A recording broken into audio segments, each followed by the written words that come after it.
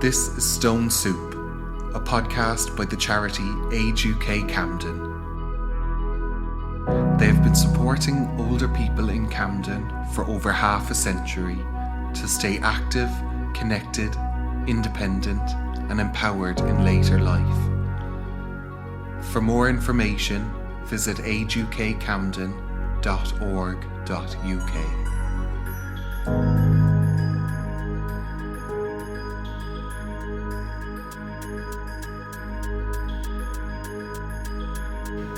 I'm Henry Conlon and I'm the licensee here at the Dublin Castle. I actually work for my mother, who's 86 years old, and she's the true landlady here at the Dublin Castle, and we've been here since April 1974, so this is our 50th year. When we came along, the demographics in Camden Town had a very large Irish population, but as the community changed, we had less and less Irish people coming into the pub, and most of the time we used to put on Irish bands. But because the demographics changed, my father, Allo, he started diversifying with the music then, and putting on rhythm and blues and a bit of jazz and blues music. And what happened then, one day these local 17 and 18-year-old boys came in looking for a gig, because there was a very healthy pub rock circuit at the time. Everyone used to go to see bands in the back of pubs, and they asked, was there any chance of a gig? And my dad said, yeah. He goes, I don't suppose you play jazz, do you? And the lad at the back said, yeah, we play jazz. And which of course was a white fib, because they turned out to be Madness, who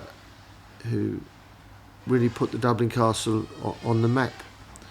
The Dublin Castle was built in about 1840, and what happened was the railway navigators, the navvies, who built the canals, were English, the Irish, the Scottish and the Welsh. And those navvies then went on to build the railways. Just at the top of Parkway in Camden Town are the deepest hand-cut railway sidings in the UK. And all this had to be done, by grafting. And the English, the Irish, the Scottish and Welsh allegedly used to scrap each other for the best jobs. And the fights were incredible.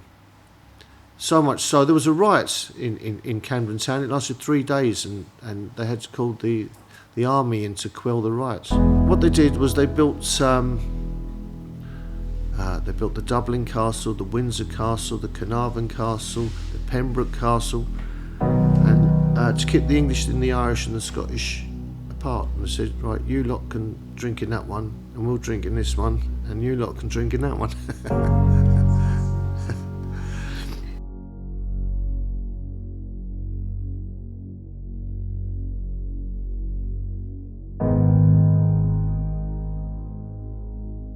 My parents came to London in the 50s. My dad used to dig tunnels, and my mother was a nurse caring for mental health patients. She worked in the old Holloway prison, and they met in the Gresham Ballroom, which was up in Archway, where all the Irish bands used to be. And 6 months later, like much of the Irish population, they had their wedding in the back of the pub, and their wedding reception, and they happened to have their wedding reception here at the Dublin Castle in about 1966.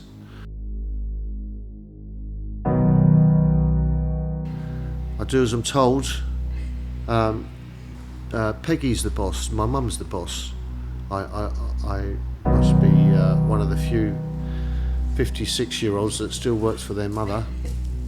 Hey, she still has me jumping around. I came in from work one evening, and my mother was upstairs, and she's counting the pound notes, because back in the day there was no pound coins, as I'm sure the clients at Age UK will remember. And you used to be able to smoke in pubs, and there was ashtrays, and there was none of these credit cards and things. Everything was, all the beer was, all your pints were bought with cash. So it was early evening. My mother's upstairs, and she's going £1, £2, £3, £4, and I walked into the room, and she said, "Hello, Henry. How are you? It's been a very busy afternoon." I said, "Oh yes, Mum, oh yeah." She goes, "Oh yes, we had a great afternoon. We had some boys downstairs from Manchester." I said, "All right." He said, "Apparently they were in the Abbey Road studios up there in St John's Wood. Isn't that where the Beatles played? They must be very, very big indeed. They're doing very well." And I said, "All right, Mum, yeah." And she said, "They're two brothers, and their mother is from County Mayo, the same as your father." I said, "Okay." I went, two brothers, Manchester. I said, "What was the name of the band?" And she said, "Let me think now. I think they were called the Aces." I said, "The Aces?" I was racking my brains and trying to think about a band called the Aces, and I went, "It wasn't Oasis, was it?" "Oh, that's them. Isn't that what they said?"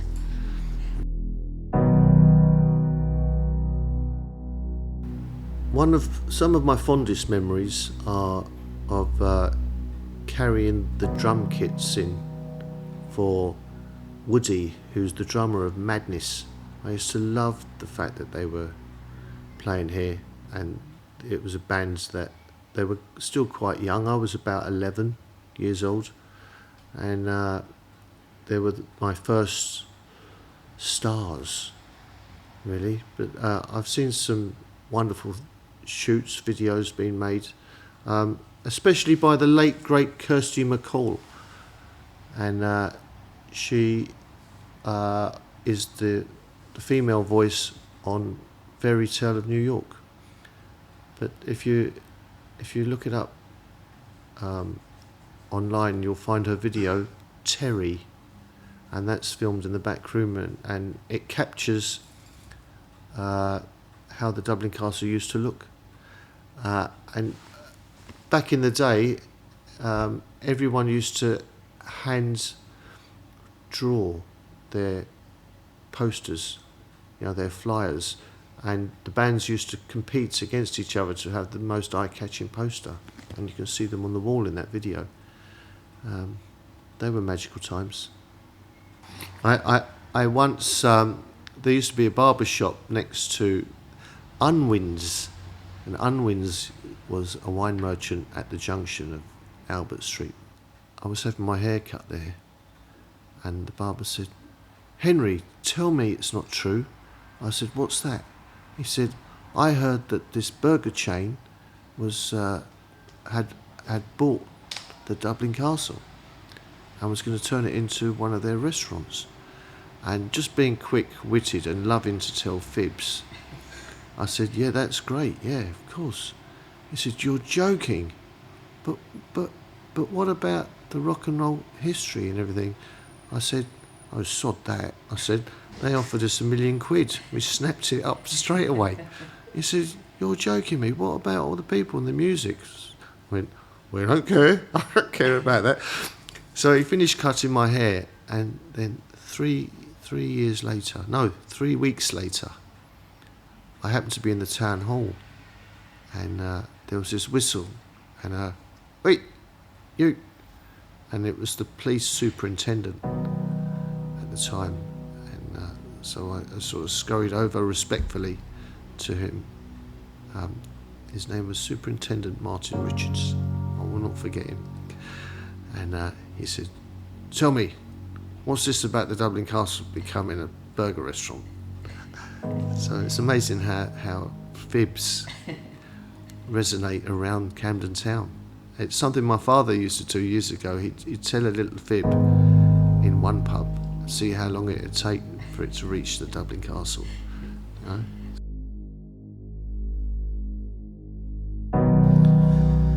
We serve the community. We're here for the people of Camden and for young Londoners and the community, including tourists to Camden. So, you know, we're not just here for the residents and the people who work in Camden, but we're here to make Camden more attractive.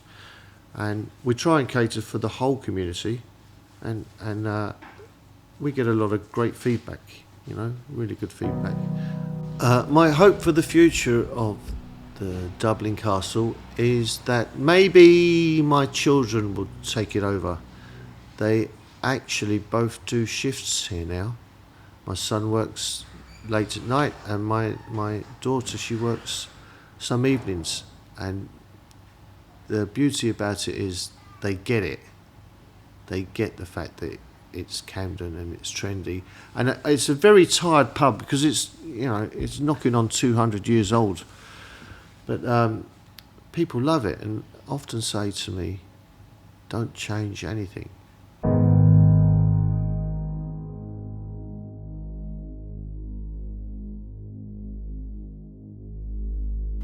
I would hope it continues, and I hope that we can continue as a grassroots music venue where those teenagers and others who are in their bedrooms songwriting and playing their music will come out of those bedrooms and garages and get on stage for the very first time in front of a live audience. And seeing so very many other huge worldwide acts and performers grace our tiny stage here in the Dublin Castle. I mean, we talk about Coldplay, The Killers, Blur, Madness, of course, but the queen of them all is indeed Amy Winehouse. We miss her dearly. She brought so much life to Camden Town, and she'd think nothing of leaving her home and having taken her entourage of fans who'd be hanging around outside her home, trailing behind her. And every publican used to be delighted for Amy to come in because the pub would soon fill up. And sometimes she'd jump behind the bar and pull a few pints, you know, and which was great. It was really good. That was her little barrier, the counter between her and the fans, but still engaging with them. And if they were too cheeky, Amy would keep their change.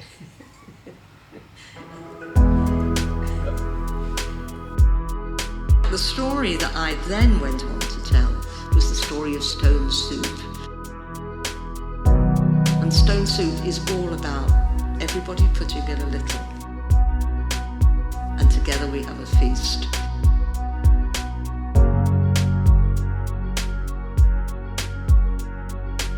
That's the heart of it all. About living a good life.